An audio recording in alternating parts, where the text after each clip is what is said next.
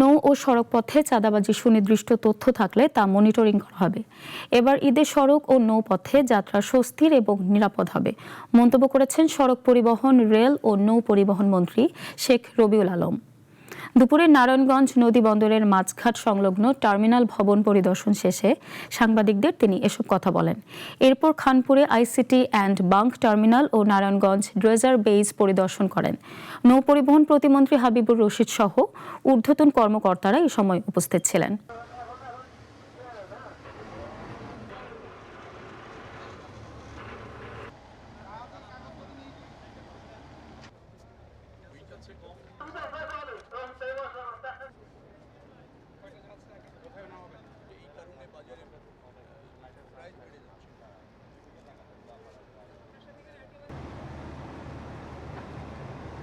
যাত্রাটা স্বস্তির হবে, নিরাপদ হবে।